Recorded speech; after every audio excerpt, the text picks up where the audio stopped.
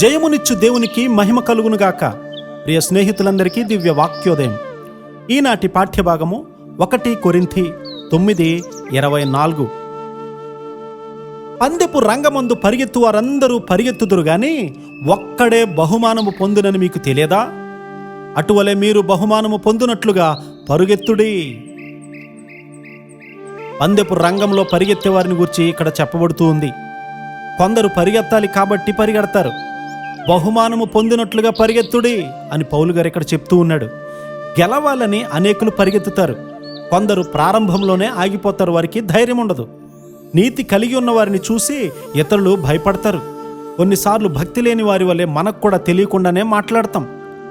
అజాగ్రత్తగా పలికిన ఒక్క మాట అయినా కూడా రోజంతా బాధపడేలా చేస్తుంది. మరి పందెపు రంగంలో పోరాడే ప్రతివాడు అన్ని విషయాల్లో కూడా మితముగా ఉంటాడు. వారు క్షయమైన కిరీటం పొందడానికి, మనమైతే అక్షయమైనటువంటి కిరీటం పొందడానికి మితముగా ఉన్నాము. ఒక సహోదరుని గూర్చి అతడు చాలా మంచివాడు, కానీ అతని తిండికి మితము లేదు అని చెప్పారు.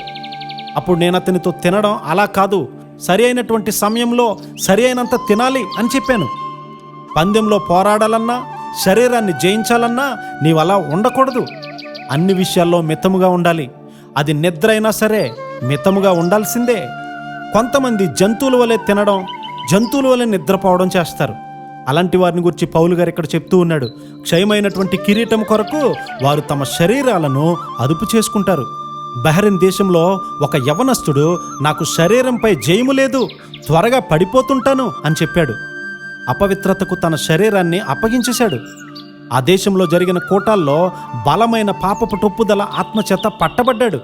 అతనికి 3 పిల్లలున్నారు. వృద్ధాప్యంలో శరీరాశలు ఉండవు అనుకోకూడదు. సిలువ ఎదుట పరిశుద్ధాత్మ అదుపులో శరీరాన్ని ఉంచాలి. లేకపోతే దానిని ఎప్పటికీ అదుపు చేయలేవు. క్రీస్తు వారిని ధరించి సిలువ శక్తి చేత మనందరము నింపబడుదుముగాక. ఆమేన్.